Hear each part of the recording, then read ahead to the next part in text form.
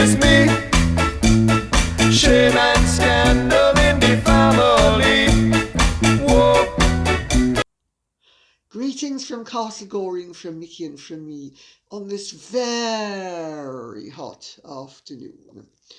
Hence why I am semi-nude yet again. I am awfully sorry to be exposing so much aging of flesh. However, I am afraid I would not be able to function properly if I were more clothed than this. So hopefully you will appreciate content over appearance. Okay, so, well, it's certainly been an eventful time in the last day or two, hasn't it?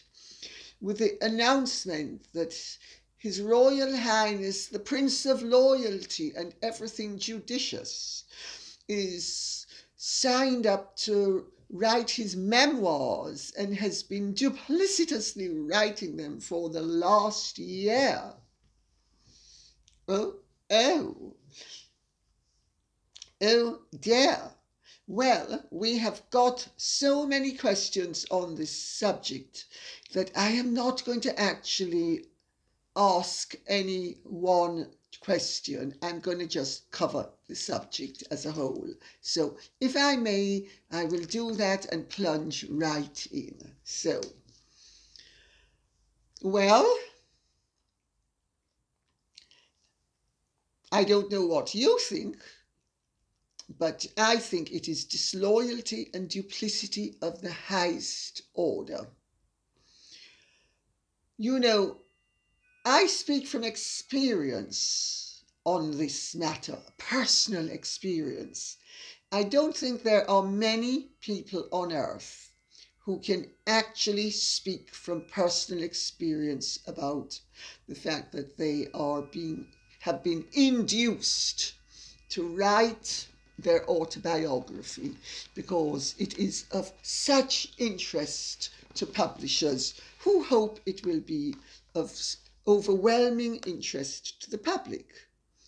I am one of those.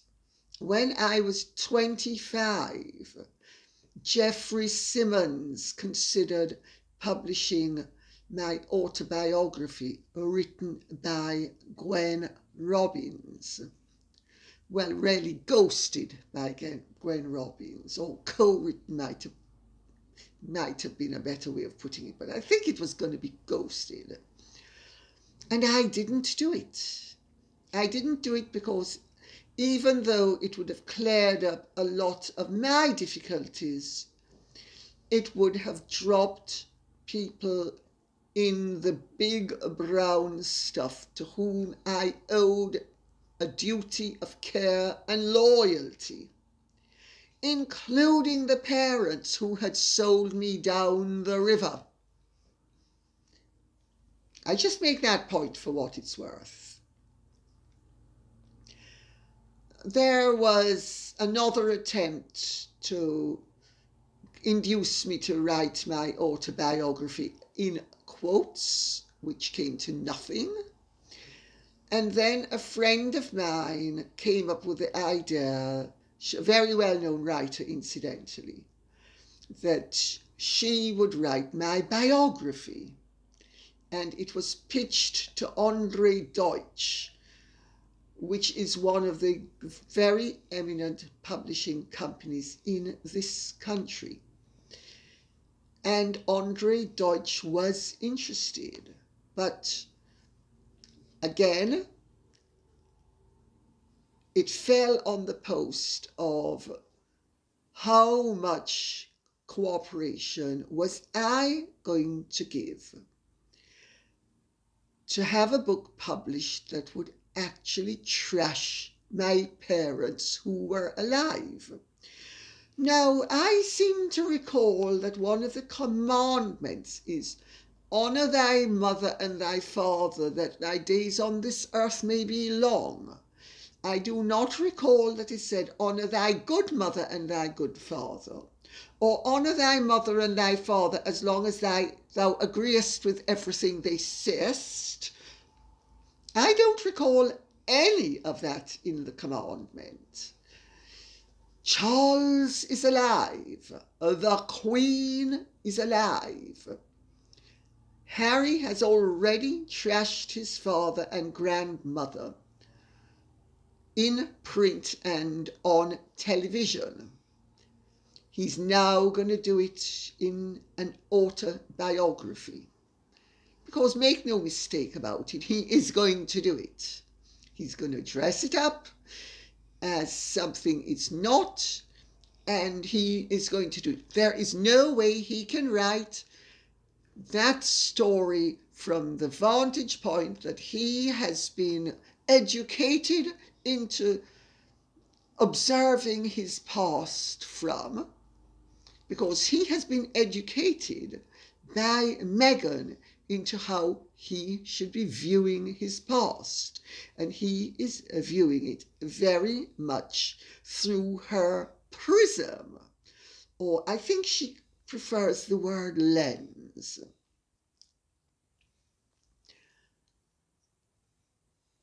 I wrote my autobiography only because my children would have suffered had I not written it, because there were all sorts of stories that had been floated around about me, and the press, notwithstanding the fact that they knew that they were not true, had mischievously, irresponsibly, and really very cruelly repeated them over a period of nearly 20 years, which forced me to not only sue the newspapers, but also made me realize that if I did not clear up the misapprehensions that existed about my upbringing and my identity, that my children would be subjected to possible teasing in the schoolyard. It was therefore my duty to ensure that this didn't happen, or if it happened, there was some recourse, because the people who would be teasing them would be doing so unjustly. While without my writing the autobiography, there was the argument that I hadn't cleared things up. So I very reluctantly violated my own privacy for the sake of my children's welfare. I wrote the book without criticizing my mother, who was alive, notwithstanding the fact that my mother had played a very great and damaging part in what took place. So I did it the decent way. Harry is not doing it the decent way. Harry has one thing to sell. Well, two things really: royalty and woe is me, I'm so unfortunate. I deserve sympathy, woe is me. Meg has taught me I deserve sympathy, without realizing that the sympathy card is usually played by antisocial personalities, gutless wanders, opportunists, and no one else. Certainly no one with character. The timing, of course, is crucial to all of this. Harry knows only too well that next year is his grandmother's platinum jubilee. This is unique. There has never been a British monarch before who celebrated a platinum jubilee. This has been conceived as a celebration not only of the Queen's life, but of the role of the royal family in the British nation's life. So, The royal family has wanted a clear run with no scandal. And what does Harry do? He uses this and times it in such a way that not only is he really putting pressure on the royal family, his family, let's be clear about it, it's his family. He owes them the loyalty that any plumber owes his family. Just because he's a prince doesn't absolve him from his human responsibilities and what is the decent thing to do. The timing is vicious. The timing is cruel. The timing is opportunistic. The timing is disgraceful. It is calculated to rain on the Queen's parade, and it will do so. It has also patently been calculated in such a way that the whole concept is a not so subtle attempt at, shall we say, exerting undue pressure onto his family so that they will give him what he wants, failing which they live in terror of what truth bombs, I think, is what the press have been calling them. Truth bombs.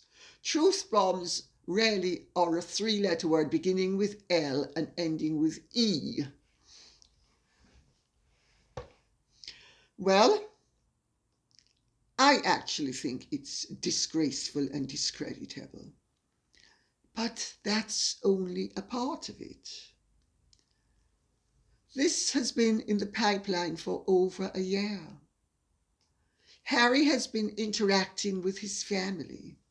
Harry and Meghan, make no mistake about it, have a very carefully calculated game plan and strategy. That's why, for instance, they didn't reveal who the person was who, according to him, once alluded to the possibility of the colour of Archie's skin, as if there was anything going to be wrong with that, because people of colour do this systematically, and I have thousands of comments from people of colour confirming that fact. Or, as she said, completely disagreeing with him, that the conversations didn't take place when he said they did, and it wasn't one conversation, as he said, but several different conversations. So now we are going to have the disparities re-remembered in such a way that they will enhance the book sales and the victimhood. It is so undignified. It is so déclassé. It is so vulgar. It is just despicable. But it shows the mean, nasty game that they are playing, and it also shows how they are hardballing the royal family.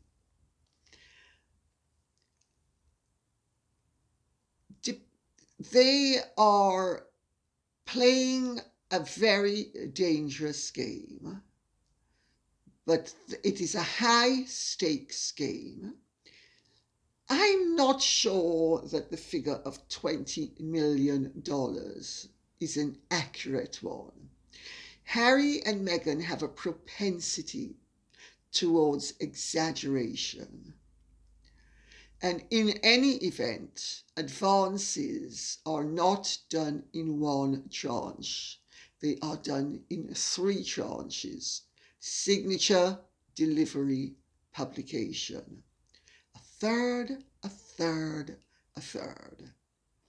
So it's very unlikely that they are in receipt of $20 million.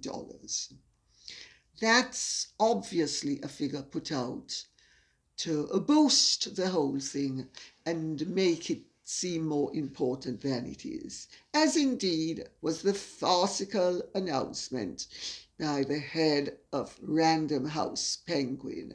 And I am not even going to waste my time to remember, much less repeat his name. Harry is a world leader. Yes, and pigs fly. Go. Actually, maybe I should get the Chamberlain to ring up the Pig Airline and book me a first-class seat with lots of crackling, please, lots of crackling, because we all know that pigs fly, and hopefully the Pig Airline is going to pay me for having been a part of it. Equally ridiculous is some of the rubbish that we are supposed to be believing. Equally ridiculous. Of course, the timing is not coincidental.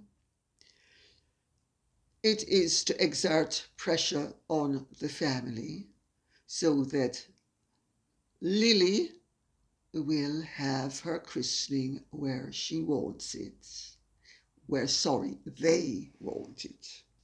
The timing is very well calculated and calibrated because it's an attempt to put pressure on the royal family to ensure that Lili is christened as and when and where Harry and Meghan, and in fact I understand Lili herself, who has already been speaking and whose first word was onomatopoeia, and her second word was alliteration, and her third word was Grandma Diana. So Lili's already speaking, and her first sentence was, "Tell that raddled old cow that I want my christening where I demand it to be. This is to be at Windsor. You make sure that you tell her, because I share her name. So you better tell that bag that she better do what I want."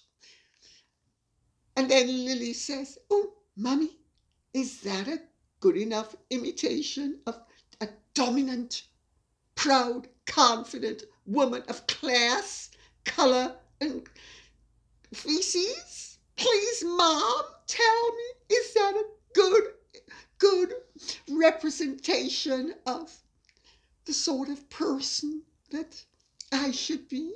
Please let me know. I need to be classy, Mom. I need to be classy. I've got to cock my finger and chat rubbish." My understanding is that the family is beside themselves, but they are finally beginning to understand the mean and nasty game that Harry has been playing willingly, having been educated by Meghan. Now, I have to tell you, I was brought up by a malignant narcissist. They will prod, provoke, they will push, they will induce, they will do anything to create problems for you. They thrive off problems. They thrive off negativity. They are very, very destructive people. They cannot see anybody happy around them. They need the targets of their venom to suffer. They are sadistic. They are cruel. They are provocative in the worst meaning of the word. And they will prod and poke and provoke until you either lose it completely, or, as happened with me, where you cross the Rubicon and you decide, I'm not putting up with any more. I hope that the family is reaching the stage I reached, because accommodation is not possible with people like that, nor is palliation. The only thing that works is to draw a very firm line and then deal with the brickbats as and when they happen. Of course, I was able to do this because my mother's machinations were all done privately. Had they been done publicly, there might have been a different dimension. But would I have done something differently? I doubt it, because I twigged to the fact that there was no way that I was ever going to be able to deal with her except by drawing a very firm line and refusing to play ball. Up to now, the family has been trying to fight back gently.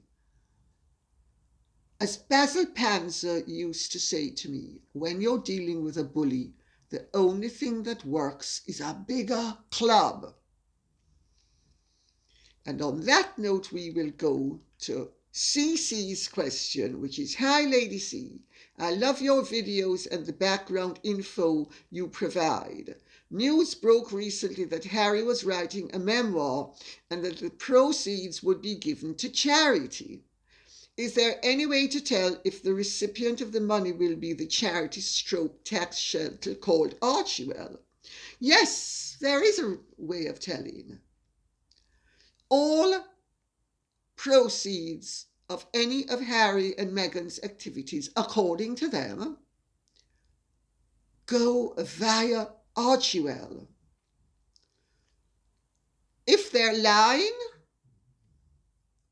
they are the ones who are responsible for the misconception and the misrepresentation. But in this instance, I think they're speaking the truth. Yes, yes, yes. Lisa Snowden says, Lady C, I don't think you have mentioned the fact that people should not even go on the Archewell website because they can glean all your private information and sell the lists to whomever. If you've talked about this, I've missed it and I apologize. Thank you for your great insights. I haven't talked about it and I wasn't really aware of that. But if that is the case, I think people need to exercise their own judgment and choice and decide whether they want to hand over their details to such a mercenary couple. Because, you know,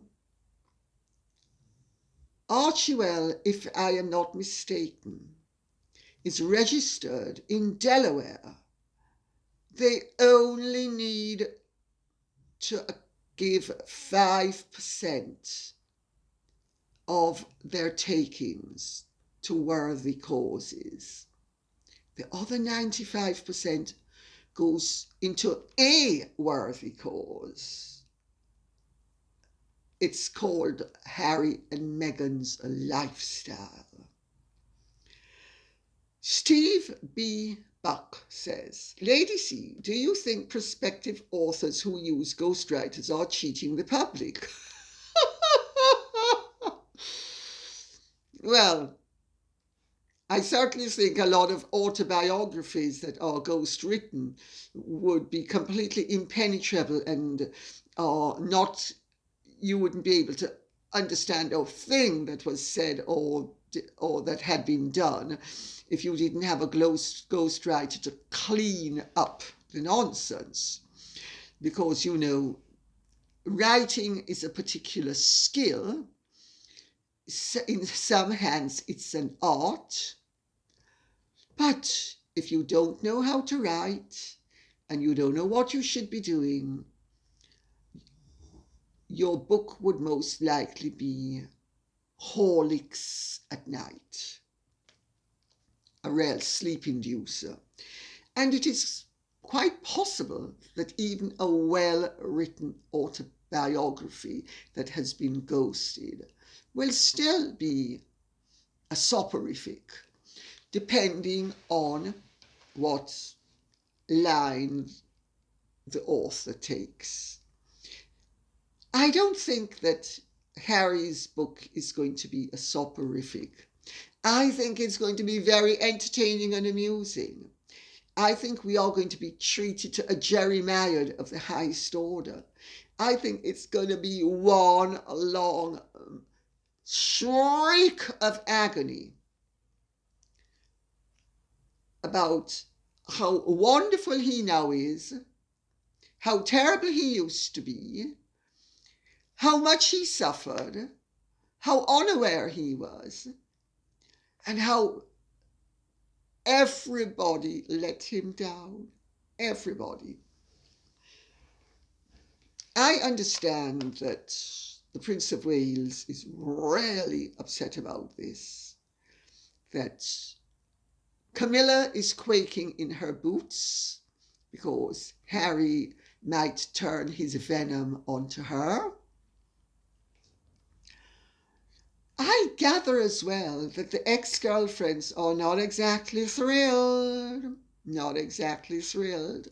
But let's see what happens. Because Harry is most likely going to try the line of separating his grandmother, the Queen, from the crown, even though they are indivisible. Because we are dealing with ace merchandisers. We are dealing with financial advisors to this couple who will stop at nothing to maximize their fame and fortune. Margaret McKee says, I have been reading The Real Diana, and I think, if I remember correctly, that during Diana's second pregnancy, she was not in very good shape mentally and emotionally. I'm wondering if this could have contributed to Harry's personality. I have no doubt it did. I have absolutely no doubt it did. Harry has always been a very emotionally needy person who was very sweet, but also had a really very aggressive side to him, even as a little boy. It is possible that what we are seeing is in utero damage, and that would, to an extent, explain why Harry is not only conducting himself the way he is, but why, to an extent, he is now liberated. Because, you know, if you have a propensity to destructiveness as a result of uterine damage, and you come across somebody who encourages you to play up on the destructive side of your nature that you were born with, it's very liberating. I mean, I know something about this because it is my considered opinion that my ex-husband suffered from in utero damage as well. His mother was an alcoholic. His mother was drinking during her pregnancy. Clearly not enough for him to be a fully fledged alcohol syndrome baby, but enough to be on the alcohol spectrum. And I actually think that he, to an extent, can't help himself, because people like that, they have skewed thought processes from the word go. They are affected from within the uterus. That deserves some compassion. It also deserves recognition, and then it deserves containment. You know, just because, for instance, to use another example, somebody has been damaged in the womb and has murderous instincts doesn't mean that he should be allowed to go around killing people. I just make that observation for what it's worth. Gibbous King says, Dear Lady C, is not the bullying report by independent counsel coming out in October? I'm intrigued by the timing of the release of Prince Harry's book and it coinciding and acting as a distraction or an offensive defence. Also, could be in the middle of Meghan Markle's suit against the Mail on Sunday. Am I onto a possible tactical plan for the delusional duo?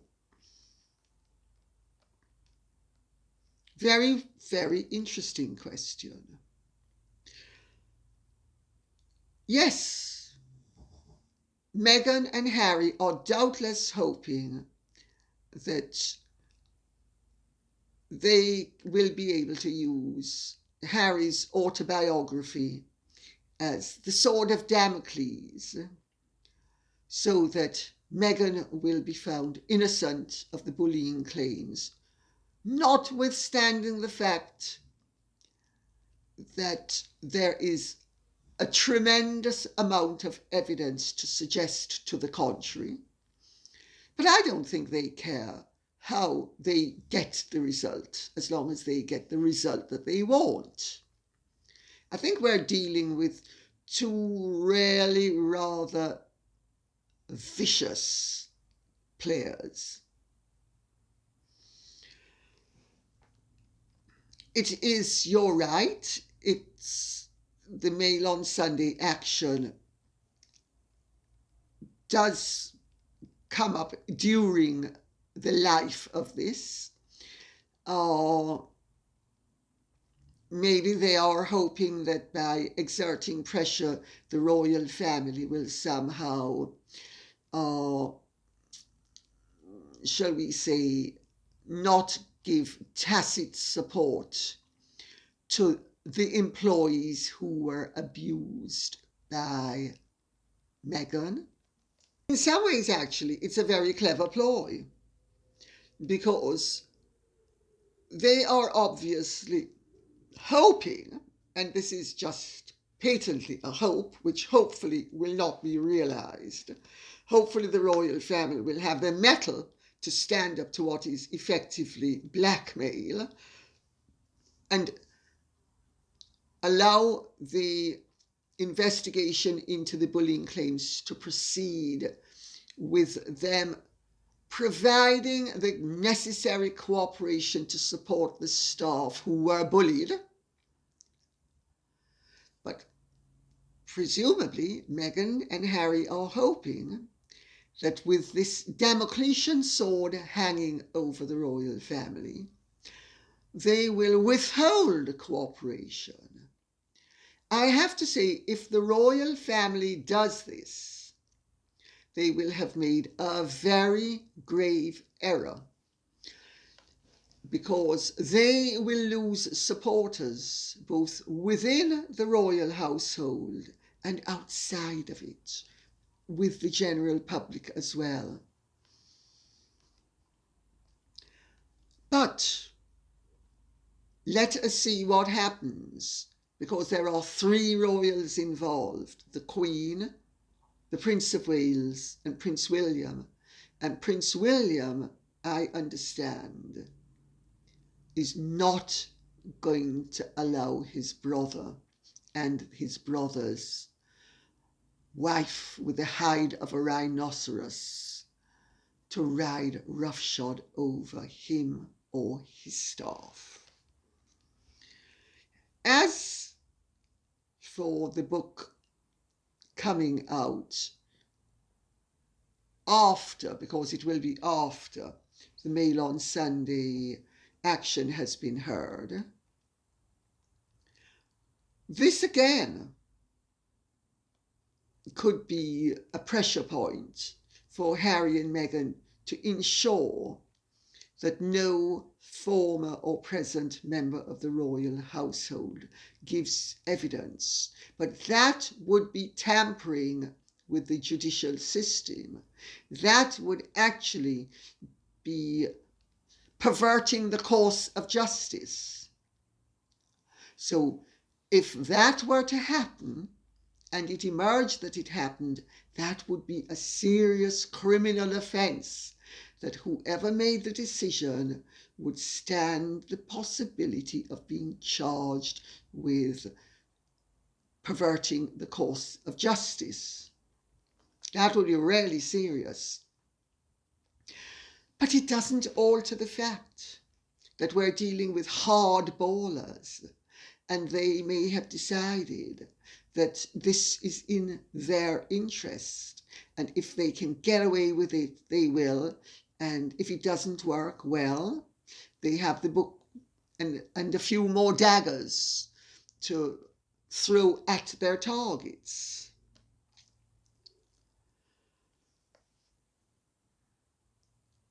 Can you imagine how the family is feeling at the moment? Can you imagine how the courtiers are feeling at the moment?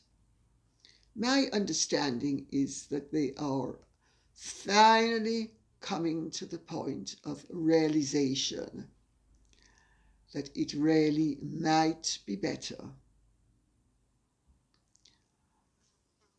to acknowledge that Harry has gone rogue under the influence of his wife, and that they should be treated as rogues and not as loved ones and beloved members of the family.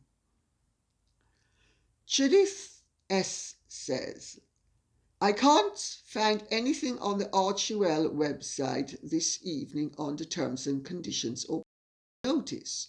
Just blank pages. Very interesting. So does what I had to say the other day have something to do with this?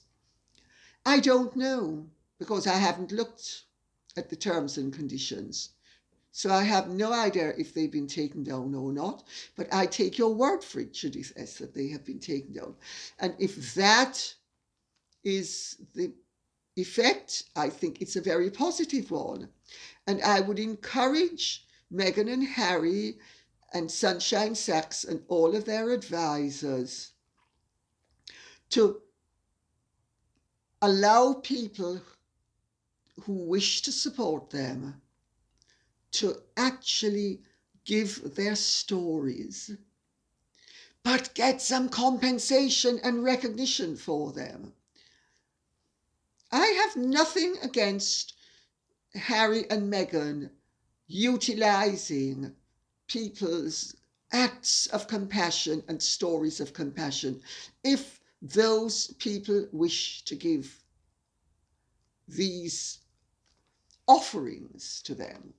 But I do have a great deal of objection to Harry and Meghan ruthlessly and unconscionably exploiting people who would give them something. Every creator deserves a reward for his or her creation. So all I'm asking for is that Harry and Meghan's terms and conditions are fair. Give the people a percentage. Acknowledge their contribution. Recognize not only their offering, but the fact that you owe them something.